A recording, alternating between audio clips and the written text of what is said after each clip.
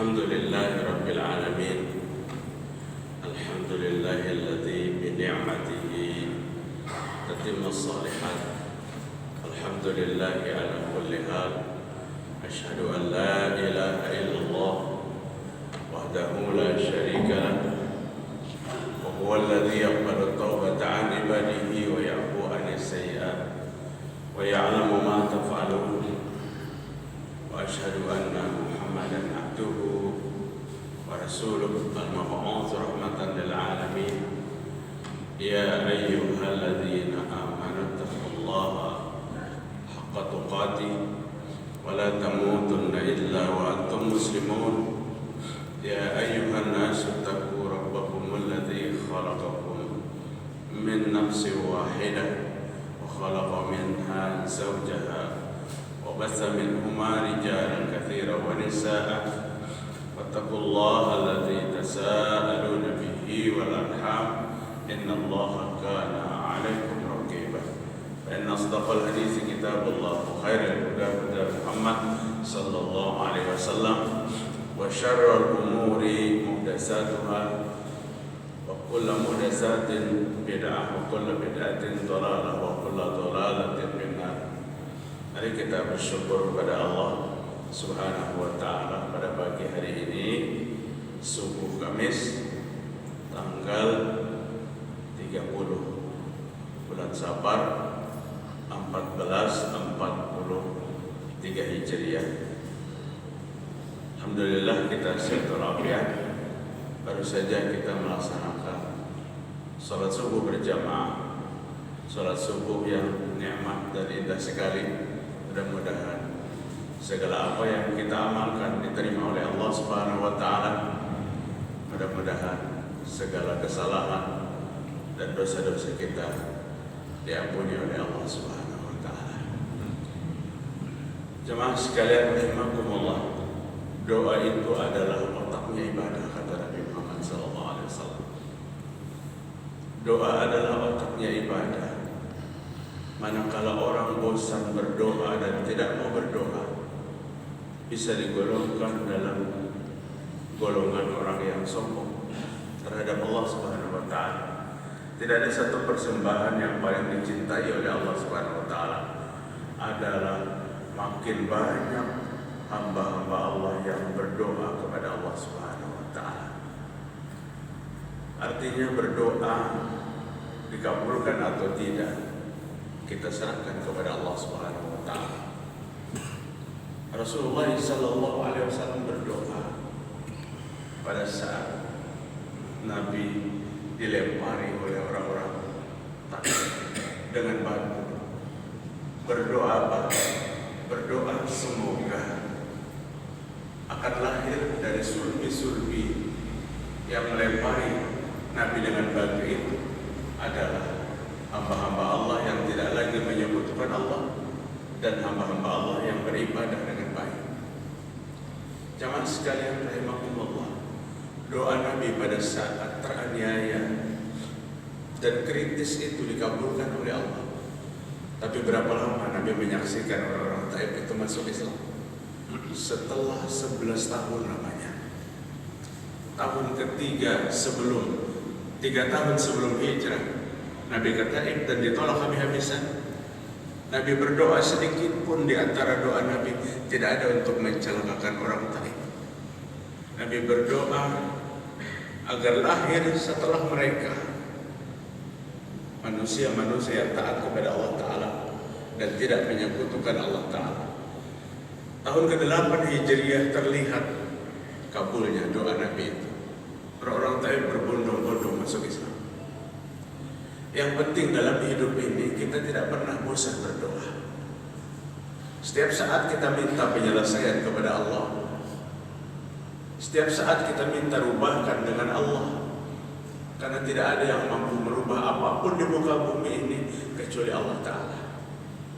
Kalau kita bisa mampu merubah anak kita dengan doa kita, satu saat anak kita tidak berubah-berubah, kita malas berdoa. Satu saat kita berdoa kepada Allah agar Allah memberikan petunjuk kepada saudara kita. Tapi setelah kita berulang-ulang berdoa, belum kelihatan dapat petunjuknya, ketaatannya kepada Allah, kita bosan berdoa. Tapi doa adalah sebuah penyerahan mutlak kepada Allah. Allah yang menentukan Allah rubah atau tidak. Maka Rasulullah SAW menyampaikan, setiap manusia berdoa itu pasti dikabulkan oleh Allah Ta'ala dengan cara-cara Allah. Dengan cara-cara Allah. Karena tidak sedikit doa kita itu mendikte, mengatur Allah Subhanahu wa Ta'ala. Pada Allah lebih mengerti apa yang akan terjadi masa yang akan datang. Allah lebih mengerti apa yang terjadi besok dan seterusnya. Tapi kita mengatur kepada Allah dengan doa begini. Sehingga para ulama menyebutkan doa yang terbaik itu apa? Pada saat dia berdoa, ya Allah, berikan kepada kami seperti apa yang diminta oleh Rasul sallallahu alaihi wasallam. Ya Allah, jauhkan dari kami seperti apa yang dimohonkan oleh Nabi untuk dijauhkan. Artinya doanya menjiplak, tapi yang dijiplak doanya Nabi Muhammad sallallahu alaihi wasallam. Dalam sebuah hadis dari Abu Sa'id Al-Khudri radhiyallahu anhu, "Ma min muslim yad'u bi da'watin laysa fiha ismun wala qati'atur rahim," itu kunci doanya. Seorang muslim yang meminta kepada Allah, berdoa kepada Allah Subhanahu wa Ta'ala, tapi dalam doa yang dia mohon kepada Allah adalah laisa biha ismun, tidak sedikit pun permohonannya itu untuk apa? Untuk dosa. Kadang-kadang mintanya itu untuk dosa. Karena apa? Kita kadang-kadang tidak sadar dalam berdoa yang kita minta itu justru dosa. Tawakalnya jalan Allah Ta'ala, memohon kepada Allah, mudahan esok keluar. Apa tadi esok keluar? Nomor togel. Dia berdoa, dia berharap. Tapi doanya maksiat. Doanya maksiat. Nabi sallallahu alaihi wasallam katakan, seseorang yang berdoa yang tidak ada di antara isi doanya itu adalah dosa. Wala qati'ur rahim wala qati'atur rahim, dan tidak ada di antara doanya itu memutuskan tali silaturahim. Memutuskan tali silaturahim.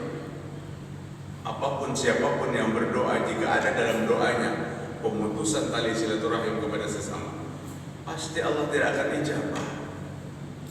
Pasti Allah tidak akan kabulkan doa itu. Maka illa a'tahullah biha ihda salasin. Jika berdoa dan tidak ada dosa, permintaan tentang dosa. Jika berdoa dan tidak ada yang diminta untuk memutuskan tali silaturahim, Allah Subhanahu wa Ta'ala akan mengabulkan doanya salah satu daripada 3 macam. Artinya Allah kabulkan doa kita itu 3 versi. Salah satu daripada 3 versi menurut Allah. Apa 3 versi itu? Ama'an tu'ajjala lahu da'watah. Allah akan segerakan memberi apa yang dia minta.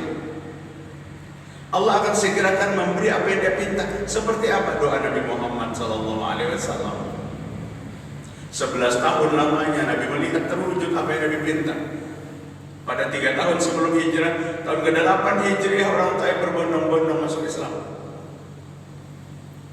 Seperti doanya Nabi Nuh alaihissalam, seperti doa para rasul-rasul terdahulu. Jadi yang pertama, cara pengabulan doa itu dari Allah, mengabulkan apa yang kita minta. Itu yang pertama. Yang kedua, Allah mengabulkan doa kita. Wa amma ayyudakhiraha lahu fil akhirah.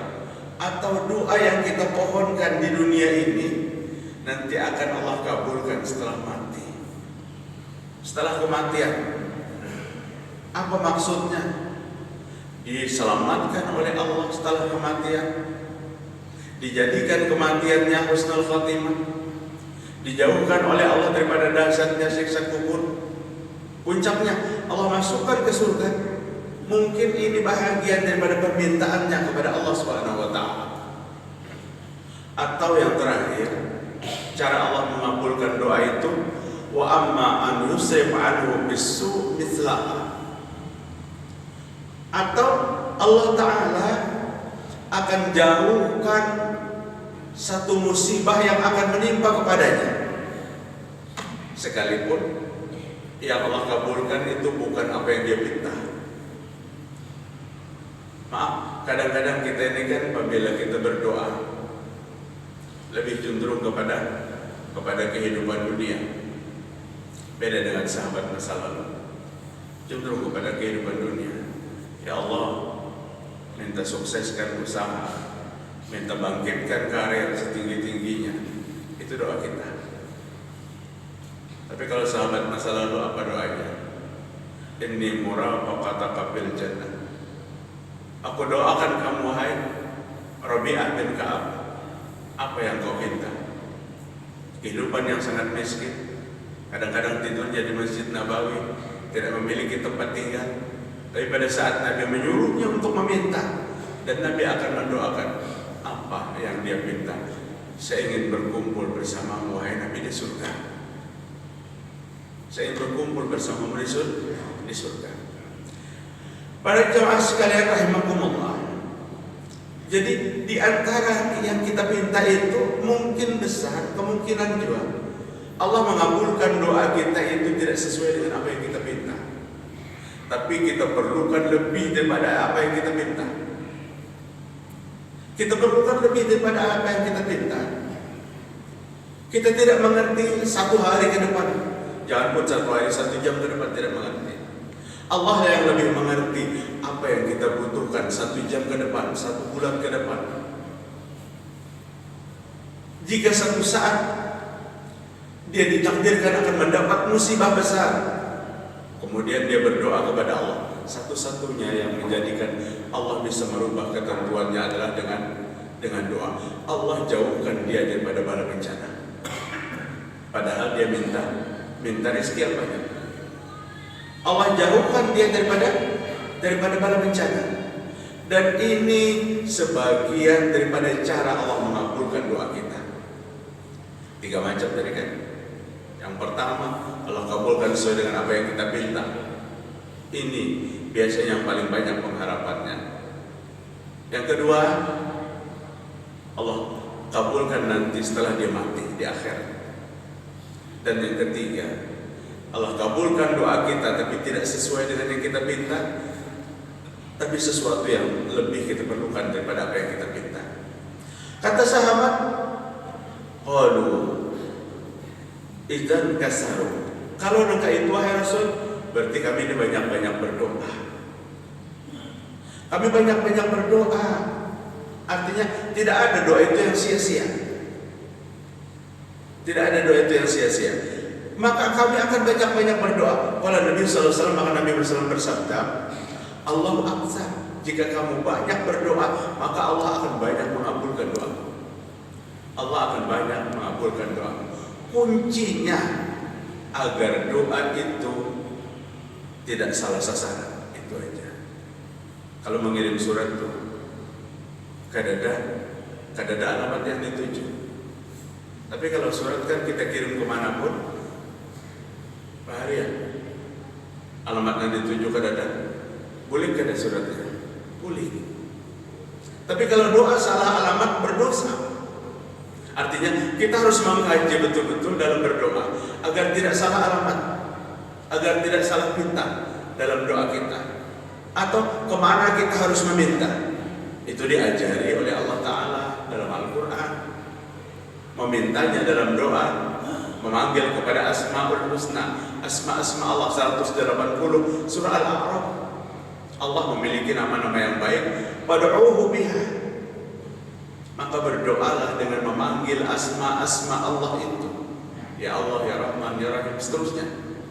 Artinya, manakala kita dalam doa itu mencoba memanggil nama-nama lain selain nama Allah, maka ini yang ulun katakan, seperti kita berkirim surat dengan alamat palsu. Seperti kita berkirim surat dengan tidak ada alamatnya. Jangankan dikabulkan, bahkan diancam oleh Allah 213 surah As-Su'ara. Fala tad'u ma'allahi ilahan akhar fatakuna minal mu'adzabin, kata Allah. Maka jangan kalian berdoa kepada Allah dengan memanggil nama-nama ilah yang lain. Kalau dipanggil dengan nama-nama ilah yang lain, maka Allah akan siksa, bukan mengabulkan doanya. Minta kepada Allah tapi yang dipanggil nama makhluk, tunggu siksa Allah. 213 surah Asy-Syu'ara diancam oleh Allah Subhanahu wa taala. Jemaah rahimakumullah, udah ingin sampaikan beberapa hadis Nabi yang menunjang dipercepat doa itu. Beberapa hadis Nabi yang disampaikan kepada kita yang mempercepat proses doanya. Apa kata Nabi Muhammad SAW? Man sarrahu ayastajibullahu lahu du'ahu inda syada'idi wal qurabi fayuksiru du'a fir rakha'i. Hadis diriwayatkan Imam Tirmidzi. Dalam hadis yang sahih kata saya Al-Albani, siapa yang ingin, kata Rasulullah SAW, doanya dikabulkan oleh Allah di waktu dia berdoa dalam keadaan susah, di waktu terjepit kita meminta kepada Allah Subhanahu wa taala, maka Allah akan mempercepat pengabulan doa dengan apa?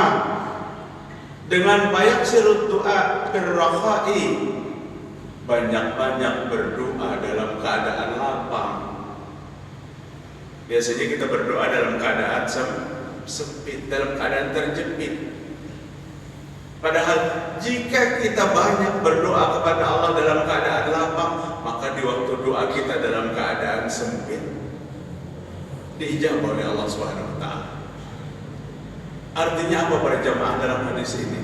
Sempit lapang, jangan sepi daripada doa. Dalam sempit dan dalam keadaan lapang, jangan sepi daripada doa kita. Terus kita meminta kepada Allah Ta'ala. Dalam keadaan lapang, selapang apapun hidup di dunia, tidak ada kekurangan. Karena yang sepi daripada kekurangan adalah di surga. Kalau di surga itu sudah lengkap, apa yang kita inginkan ada, secepat itu di hadapan kita. Tapi di dunia ini selapang apapun kita menganggap, ada saja kekurangan.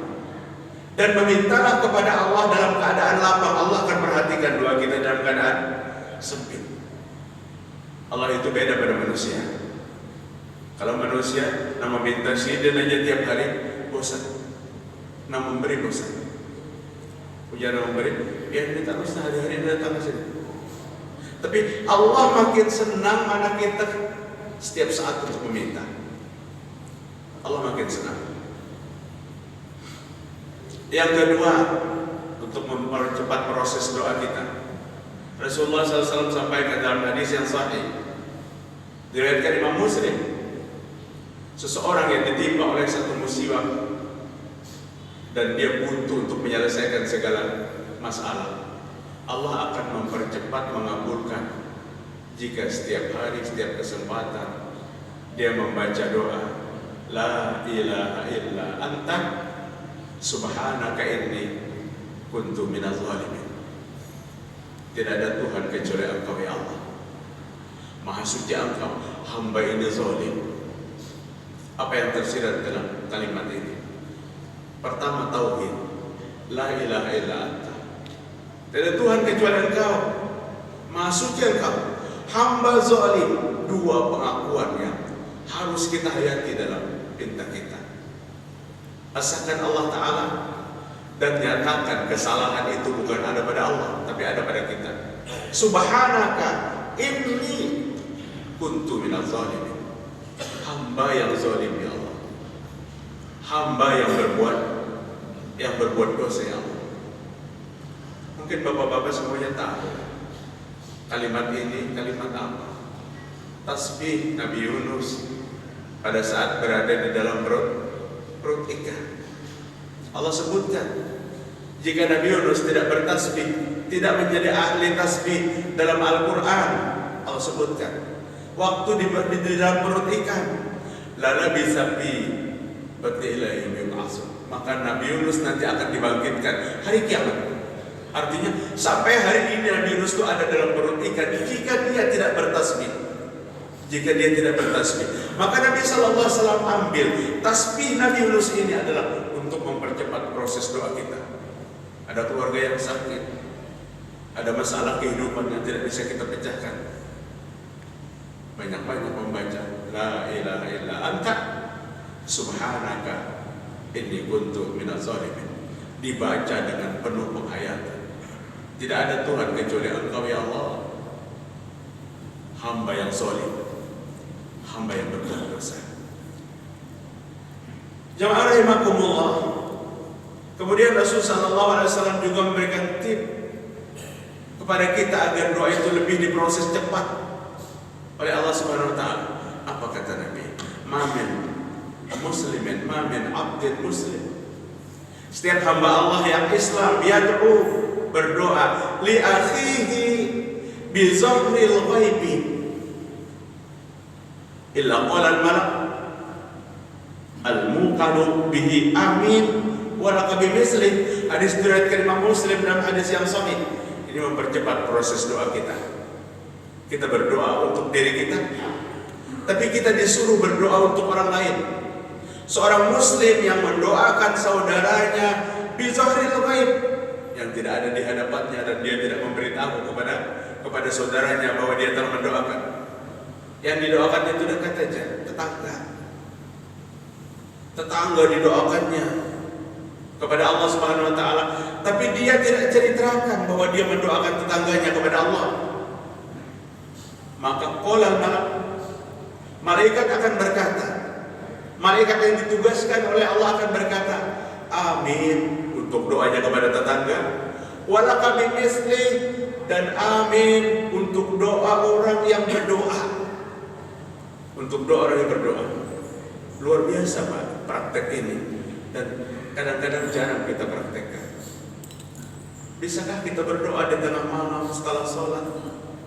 Kita ajukan kepada Allah, ya Rabb, ya Allah, tetangga hamba hari-hari pecah piring, bekalahian jauh pokoknya tuh. Hari-hari maha pasar cangkir, laki bini sumpah serapah. Ya Allah, tenangkan kehidupannya. Ya Allah, berikan kedamaian dalam rumah tangganya. Ya Allah, berikan hidayah. Maka kata malaikat, amin untuk tetangganya, amin untuk ente yang berdoa. Artinya doa kita Allah kabulkan karena berkat kita mendoakan kepada tetangga. Artinya Islam mengajarkan kepada kita untuk tidak pelit dalam berdoa, untuk tidak pelit. Tapi syaratnya kada perlu kita kisahkan.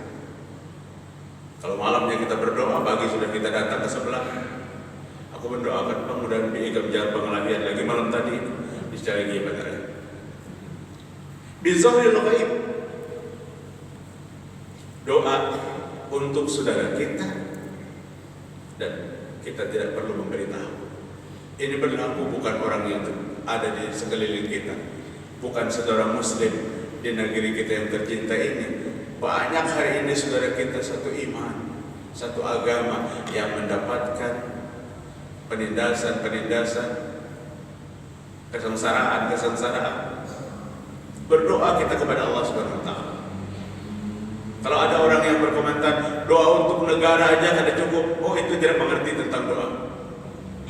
Cukup kita berdoa untuk negeri kita, untuk diri kita. Kenapa kita harus berdoa untuk Palestina? Beliau tidak mengkaji apa jangkauan doa itu seperti apa. Allah makin suka manakala kita berdoa. Dikiranya manakala kita mendoakan saudara kita yang jauh di negara dan jauh di sana, kita tidak berdoa untuk kita berdoa. Justru kita berdoa kepada saudara kita yang tidak kita kenal, mempercepat proses doa kita dikabulkan oleh Allah Subhanahu wa taala.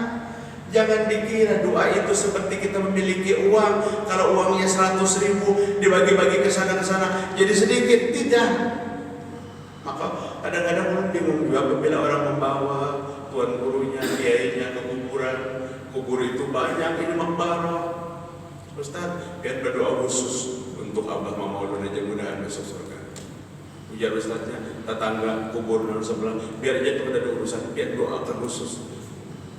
Ini Ustaznya kada paham, nang berdoa kada paham. Justru mempercepat proses doa kita paling banyak kita mendoakan sesama. mintakan ampun yang hidup, mintakan ampun yang mati, asal yang didoakan sesama muslim. Jadi kita tidak mengerti kadang-kadang kepiat berdoa itu dengan benar. Kita menganggap doa itu seperti harta yang banyak, harta yang ada jumlahnya dibagi dengan orang yang banyak, berbeda dibagi dengan orang sedikit. Doa tidak seperti itu. Makin banyak kita membagi doa kita, makin Allah memproses, mempercepat pengabulan doa kita. Kemudian doa yang diijabah oleh Allah Subhanahu wa taala, ittaqu da'watal mazlum. Takutilah doa orang yang teraniaya. Fa innahu laysa bainallahi hijabun. Tidak ada di antara orang yang teraniaya berdoa itu dengan Allah, tidak ada hijab. Tidak ada dinding. Sekalipun dia seorang fajir, sekalipun dia seorang ahli maksiat, tapi dianiaya, takut doanya cepat dijawab oleh Allah Subhanahu wa taala. Kadang-kadang kita melihat orang menganiaya seseorang luar biasa karena dianggap dia berdosa. Hati-hati dengan doanya. Doanya tidak ada dinding dengan Allah Subhanahu wa taala. Doa yang dikabulkan adalah dakwatul musafir dalam sebuah hadis yang diriwayatkan Imam Abu Dawud dan Tirmizi. Seseorang yang bepergian,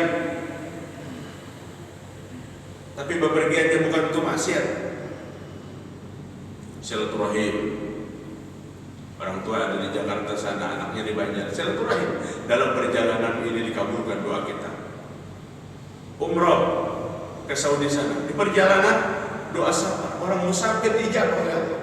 Banyak-banyak berdoa dalam satu perjalanan, bukan bersenda gurau, bukan bertatawaan yang kada terbatas. Rasulullah SAW tidak pernah sepi dalam perjalanannya kecuali berdoa dan memuji kepada Allah sampai apabila untanya menanjak, untanya menurun, ada yang dibaca dan diucapkan oleh Nabi Muhammad SAW. Jadi apabila kendaraannya menaik ke atas gunung maksudnya, dan kendaraannya menurun, tidak pernah terlepas dari pujian-pujian kepada Allah Subhanahu wa taala. Asal sabarnya, musafirnya yang baik. Banjarmasin ke Bali musafir juga, tapi ke Pantai Kuta itu kada diijabah doanya. Karena perjalanan sabarnya yang tidak baik. Bahkan rukhsah keringanan dalam qasar salat tidak berlaku kalau bepergiannya untuk maksiat. Lebih 100 kilo, bahkan kurang dari 100 kilo sudah bisa kita melaksanakan sholat kita dengan jamak qasar. Tapi perjalanan maksiat tidak berlaku. Doanya diijabah tidak berlaku dalam perjalanan maksiat, perjalanan silaturahim. Oke, apa jika perjalanan usaha? Jika usaha yang benar termasuk sabar yang baik. Sabar yang baik. Jadi banyak-banyak berdoa kepada Allah Subhanahu wa taala. Sehingga saya sampaikan kepada jamaah, bapak-bapak yang gawian jamaah menyetir Banjarmasin Tanjung, itu sudah sabar. Dalam perjalanan banyak-banyak berdoa dan supir harus mengerti memadahi lawan makmum, memadahi lawan penumpang. Nipian sudah boleh jamak qasar. Tapi bagaimana memadahi lawan penumpang? Supirnya kadang-kadang kan sholat juga. Bapak-bapak hadirin makumullah, di bulan Ramadan itu di muka Masjidil Haram itu mobil-mobil taksi ini berbaris, tutup kacanya. Jadi waktu itu kami hendak ke Kuba, diketuk pintu kaca, dibukanya kaca, ternyata supirnya sedang membaca Al-Quran, menunggu penumpang datang, ya Al-Quran dibacanya, Masya Allah, ya luar biasa. Maaf kalau mobil taksi kita dangdut sepanjang sampai ke terminal kiri jadi penumpang terminal asik dimanapun kondisi kita, apapun pekerjaan kita, undanglah kasih sayang Allah kepada kita dengan melaksanakan ibadah yang banyak. Kemudian yang terakhir, doa yang diijabah adalah doa kedua orang tua. Kedua orang tua hati-hati apabila dia berdoa. Kita butuh doa baiknya untuk kita, tapi kita tidak perlu dan jangan membuat dia kesal sehingga dia berdoa untuk tidak baik kepada kita, berdoa untuk ketidakselamatan kita, karena doa orang tua diijabah oleh Allah SWT.